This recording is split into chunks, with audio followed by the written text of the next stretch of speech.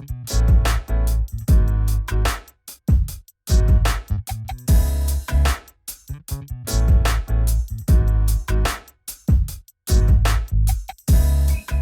the second background for this tutorial, I'm gonna do a lightning background. Since my letter is a teal color, what I'm gonna do to complement that is use a purple color. Again, with these backgrounds, you guys could sort of do whatever you want, like do whatever feels right and obviously what looks right. What I normally start off with is I start from dark to light. So my letter's teal, I'm gonna choose a purple color to do some purple lightning. Let me start with a dark purple.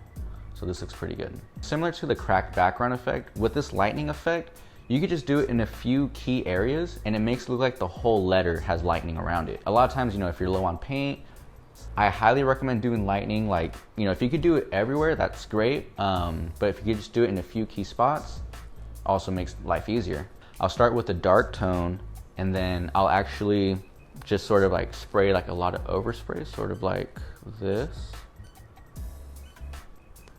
just to really find the shape of my lightning, like the direction I want to go with it. And I already know in my head intuitively, like I want it to shoot out here. So I'll go with my darker tone first, and then I'll build up off of this using lighter tones of purple or whatever color the lightning just so happens to be. But for this case, it's purple.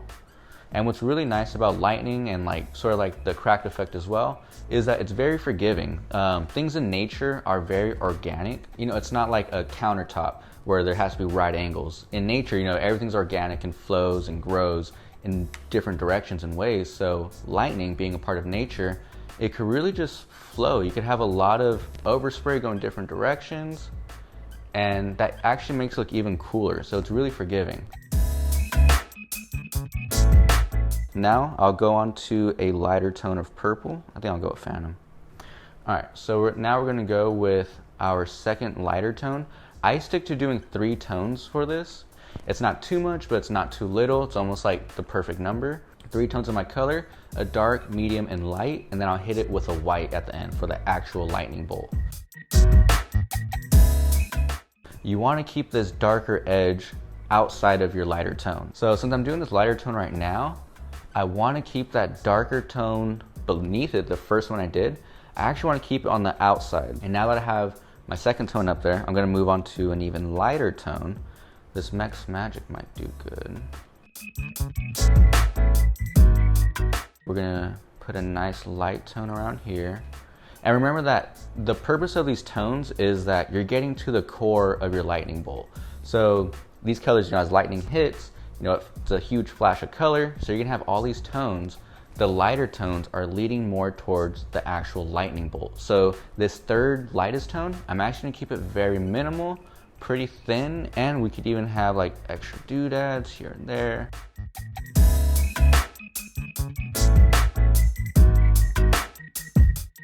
And that's the really cool thing about lightning is that it's really easy to do, and the crazier it is, the cooler it looks. Damn, I'm getting pretty stoked. I can't wait to finish this now. So as you could see, it's already off to like this really cool start. So what I'm gonna do now is go ahead and add white. And remember, the white for a lightning effect, white is gonna be just the icing on the cake, very minimal. You don't have to do a lot because this is the main course of the lightning bolt. So I'm gonna go ahead with this white, just put it in some key areas to make my lightning bolt really definitive. And I'll be done with this one and we'll move along and do it all around the H. Maybe like just 2 or 3 more spots.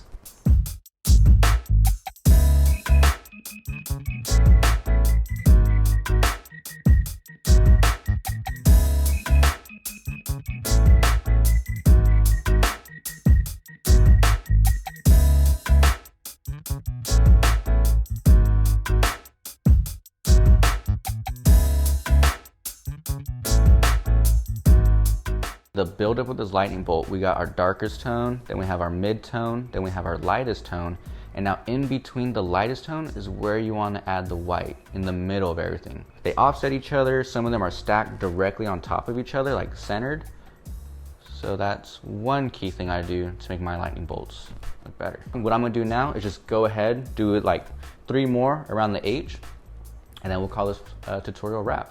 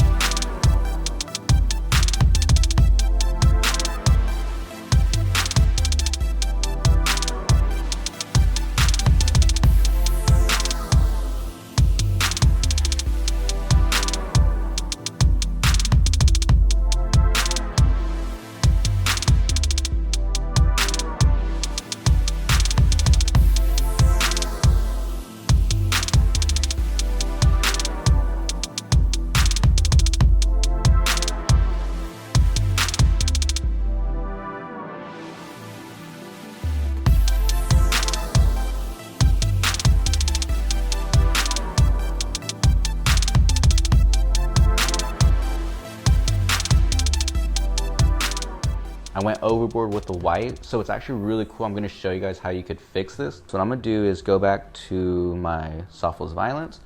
I'm gonna bring back some of this light purple.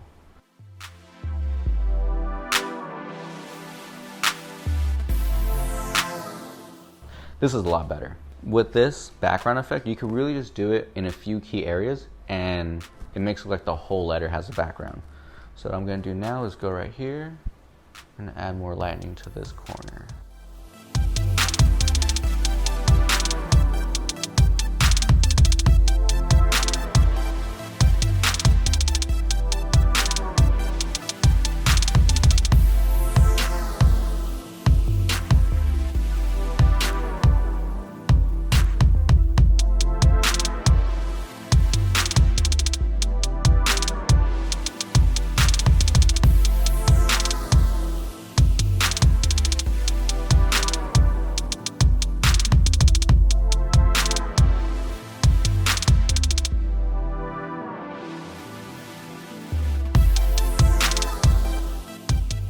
So now we're just coming down to the last corner. Here I have a little challenge since my letter is fading away. But I think what I could do in this point of experimenting, I think I could just have the letter fade into a faded lightning bolt. And that might actually look pretty cool. So let's see how this turns out.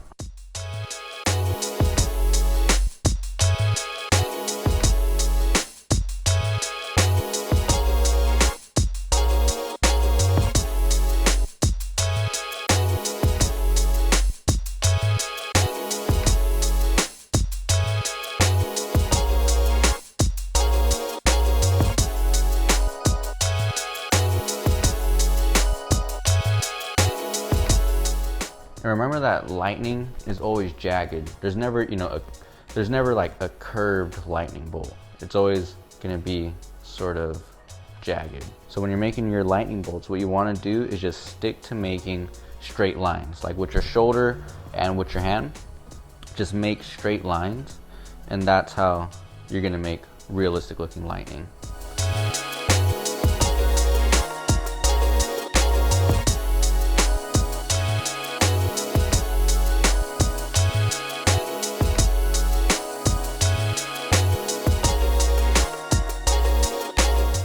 So the white is a little overpowering again, kind of like how I did earlier. So what I'm going to do now is go back and mute this white just a little bit.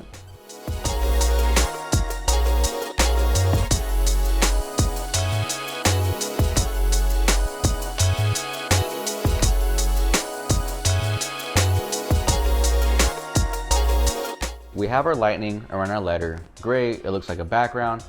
To me personally, it feels like it's there, but it's not all there. The reason why I feel that way, like it's not complete, is because I feel like this area is lacking something just to make that background wholesome. So normally what I would do is I would keep my lightning just like this, but when it came to big areas where there's a gap, what I would do is literally just go with my background colors. I'll go with that darkest purple that I had. I'll just tie this background together with this color. I wouldn't even add lightning or anything like that. If we have like a mist, that should be enough to tie our background together.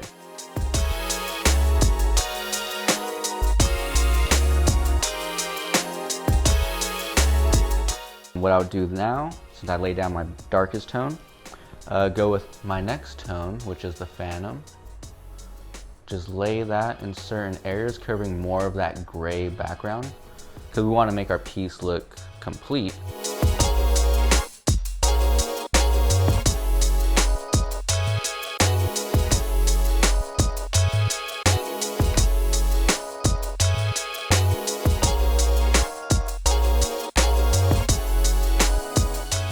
So there you guys have it. Now let's move on to our slime and splash effect background.